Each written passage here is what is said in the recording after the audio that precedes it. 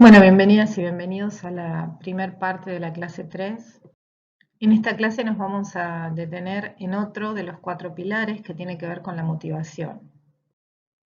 Bueno, la verdad es que existen muchos mitos relacionados con la definición de motivación o lo que pensamos acerca de la motivación. Es por eso que me pareció interesante comenzar con esta pregunta, ¿de qué hablamos cuando hablamos de motivación?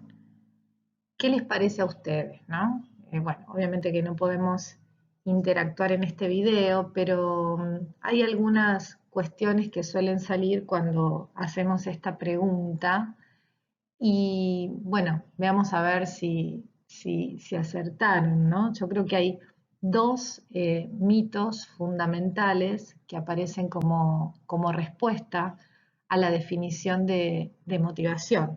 El primero de ellos tiene que ver con la zanahoria, ¿no? Es decir, el premio. Las personas se motivan solamente si tienen frente un premio. La zanahoria, ¿no? Es decir, siempre en general esto se asocia al salario, a la remuneración, ¿no? Si ofrecemos dinero, entonces aparece la motivación. Ese es un primer mito. En un segundo abordamos, digamos, la fundamentación de por qué eso no es motivación genuina. Y el segundo tiene que ver con el garrote, el martillo, ¿no es cierto? Premios y castigos, ¿no? Entonces, el segundo mito es que para motivar a las personas hay que ofrecer cierto liderazgo autocrático, cierto disciplinamiento, ¿no? Si saben que esto se va a penalizar, entonces no lo van a hacer. Ese es otro gran mito que tiende más a evitar las acciones que queremos evitar. Bueno, ¿por qué decimos que estos en realidad son mitos y no son motivación genuina?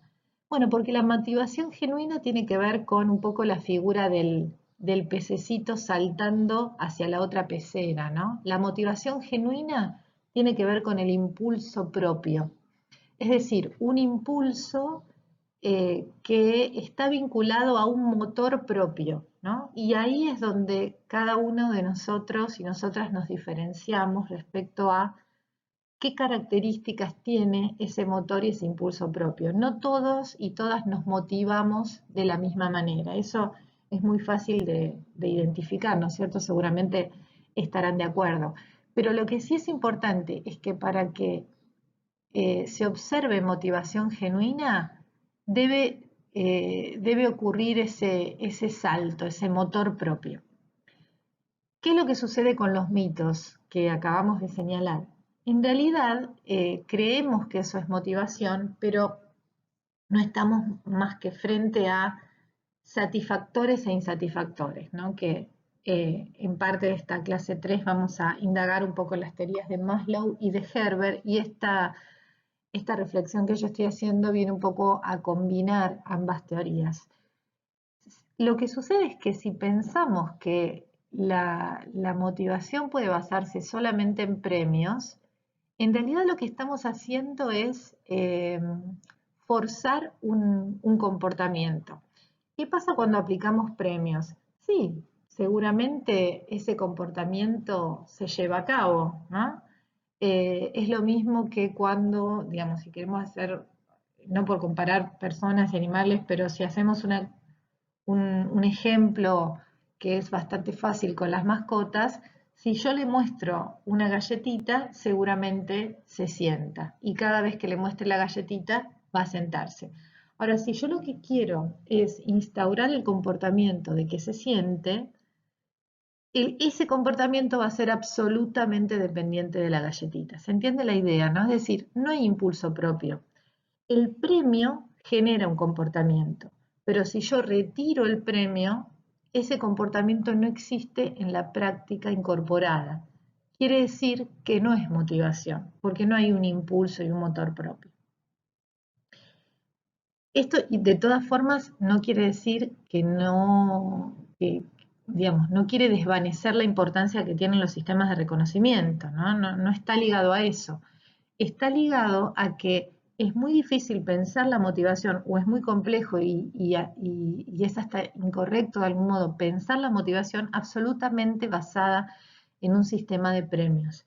Tengo que combinar el proceso de adquisición de prácticas para que se transforme en motivación genuina. Pero, digamos, no es motivación, no es impulso propio si lo antecedo, lo interpone un sistema de premios. Y por otro lado, el castigo tampoco implica motivación genuina. Seguramente si yo instauro alguna penalidad, posiblemente evite, y no totalmente, porque está probado que el aumento de penas no reduce el delito. Entonces, si yo instauro un sistema de castigo o de penalización, seguramente voy a evitar algunos de estos comportamientos que quiero evitar, pero no lo evito totalmente. O sea, vuelvo al ejemplo de la mascota. Yo la reto cada vez que sube al sillón. Entonces, si yo estoy presente, seguramente delante de mis ojos no sube al sillón. Ahora, si yo no estoy presente, seguramente va a subir al sillón. ¿Qué quiere decir eso? Que tampoco instauré una práctica con motor propio, con impulso propio, no hay verdadera motivación. Hay una respuesta al sistema de disciplinamiento. Entonces, si yo retiro esa penalización, no tengo la práctica instaurada. Otra vez, eso finalmente no genera motivación genuina. Digamos, además, esta última lo que termina generando es la necesidad de un liderazgo muy presente y muy autocrático todo el tiempo. Es decir, le demanda al líder una vigilancia y un control que le quita tiempo para hacer su trabajo. Entonces, a ver, este no es una denostación del sistema de premios o del sistema de penalización cuando algo sucede. O sea, a ver, es muy importante el reconocimiento, es muy importante que una persona reciba la remuneración que es adecuada para el trabajo que realiza, pero ¿qué sucede? Si recibe la remuneración adecuada y está bien paga, eso tampoco es motivación. Eso es algo que debe ser. Es un piso para lograr la motivación. Eso es lo que se intenta definir y ahora lo vamos a seguir trabajando. Y por otro lado, el sistema de penalización tampoco tampoco queremos denostarlo absolutamente. Por supuesto que cuando ocurre un hecho grave y requiere de una sanción o de algún sistema de disciplinamiento, seguramente se aplica. Ahora, lo que queremos decir acá es que no un programa de motivación o una intención de motivación puede estar basado en ese sistema. Esa es la diferencia que se intenta establecer. Una de las teorías más conocidas sobre la motivación es la teoría de Maslow, que plantea una pirámide de necesidades, una jerarquía de necesidades, y dice que, digamos, de alguna forma los sujetos atraviesan, es una de las teorías más conocidas, Maslow era un psicólogo, eh, dice que las personas vamos atravesando esa jerarquía de necesidades, que son de alguna forma necesidades humanas, que se organizan, según él, en estas categorías que vemos en las pirámides, y que las personas avanzan sobre esas categorías desde el nivel inferior hasta los niveles superiores. Lo que quiere decir es que si yo no tengo cubierta las necesidades más de la base de la pirámide, posiblemente no podré avanzar al siguiente nivel de la pirámide. Pero veamos de qué se trata cada uno de los niveles. Cuando él habla de las necesidades fisiológicas, se refiere a las necesidades más básicas, a las necesidades de supervivencia que puede tener cualquier persona, ¿no? Si vamos a un extremo, respirar, comer, dormir, abrigarse. Si de alguna forma lo vinculamos al trabajo, tiene que ver con, bueno, tener las condiciones básicas, ¿no es cierto?, de seguridad en el lugar de trabajo, ¿no? Por ejemplo, si estamos en un lugar, digamos, que es muy frío, pasamos mucho frío, si hay una gotera en el techo que cae sobre nosotros, si corremos un riesgo de vida importante en el trabajo, seguramente ahí van a estar un poco afectadas las necesidades fisiológicas. Lo que quiero decir con estos niveles es que, por ejemplo, cuando pensamos en, bueno, la necesidad que tiene el sujeto de comer, de, de dormir, ¿no? Podemos imaginarnos una situación en la que estamos en el desierto intentando sobrevivir. Bueno, seguramente no vamos a pensar en el desafío, en el reconocimiento, en la autorrealización. Eso quiere decir un poco con cómo vamos cubriendo nuestras necesidades. Y como dijimos, en el trabajo puede tener que ver con la seguridad del lugar, pero también puede tener que ver con que el sistema de turnos y de rotación hace que no estemos lo suficientemente descansados, ¿no? Eh, en fin, digamos, esas cuestiones siempre van a ser las básicas. Cuando le preguntemos a una persona por su predisposición o su motivación, o veamos actitudes negativas, pueden tener que ver con este nivel básico de la pirámide. Expliquemos los niveles y después vamos a entender cuál es la idea de cómo generar esa motivación. El segundo nivel al que puede acceder una persona si tiene cubierta la base, las necesidades fisiológicas, es el de seguridad y estabilidad, ¿no? Bueno, un poco lo explica su nombre, son necesidades que se relacionan fundamentalmente con la estabilidad y las condiciones de vida adquiridas, ¿no? Incluye un espectro grande de necesidades relacionadas con el mantenimiento de su vida, ¿no es cierto? La mayoría de las personas les costará mucho concentrarse en otras cuestiones si su futuro inmediato no está razonablemente garantizado. La falta de seguridad genera una situación en la cual los miedos de alguna forma salen a la superficie.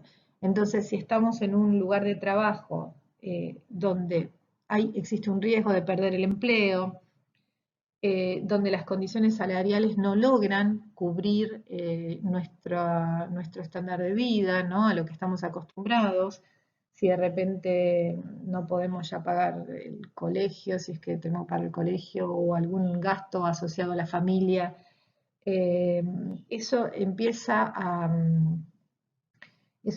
a aumentar un nivel de incertidumbre y de incomodidad que impide que pasemos al siguiente nivel y genera enojo, ¿no? También sucede cuando, por ejemplo, hay rumores de cierre de la empresa, de achicamiento, de reorganización de la estructura. Bueno, todo eso empieza a generar un mensaje que eh, hace que perdamos esa seguridad que necesitamos como piso para ocuparnos de otros asuntos.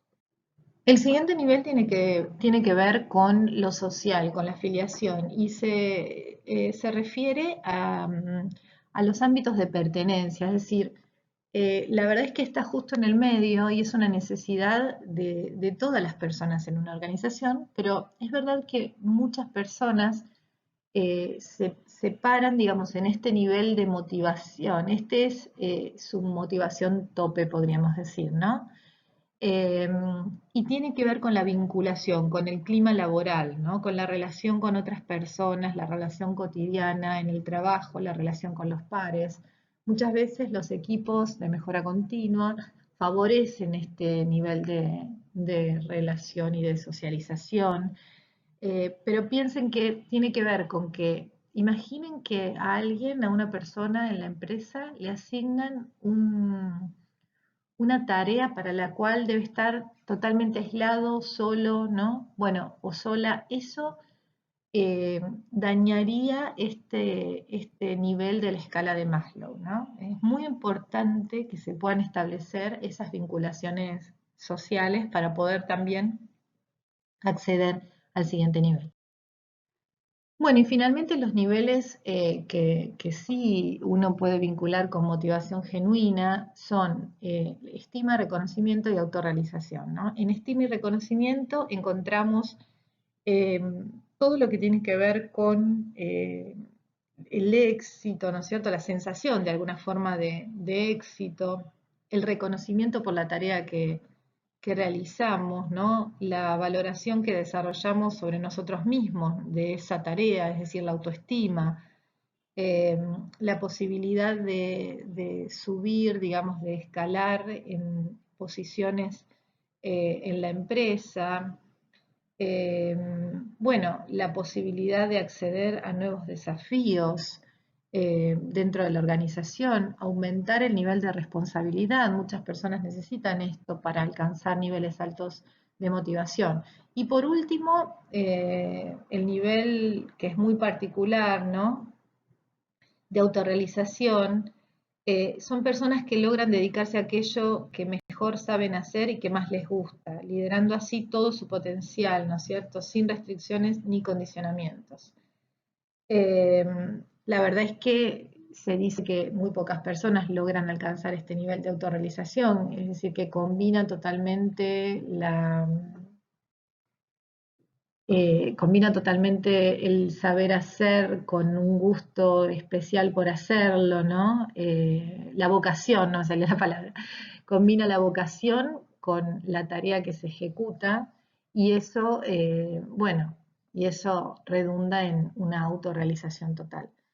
Pero lo interesante para ver sobre esta teoría de Maslow es que en realidad, y eso podemos reforzarlo cuando tengamos la clase en vivo, eh, en realidad lo interesante es identificar dentro de estos niveles de la pirámide que hay algunos niveles, como los más básicos, que en realidad si los cubrimos no estamos motivando, lo que estamos haciendo es cubrir niveles de insatisfacción altos que nos van a impedir después crecer en el proceso de motivación de las personas, como lo son los aspectos de seguridad y los aspectos más básicos, los fisiológicos. A partir de cubrir esos aspectos y tenerlos en un estado de cosas esperable, podemos avanzar en los otros tres niveles que sí requieren a lo mejor de un trabajo mucho más diverso, ya que no todas las personas se ubican en el mismo nivel de expectativa respecto de aquello que quieren para su vida y para su trabajo. Bueno, es una tarea del líder saber identificar esta diversidad para poder, digamos, avanzar en los niveles de relación con cada uno de los componentes de su equipo. Bueno, los y las espero en la siguiente parte de esta misma clase 3.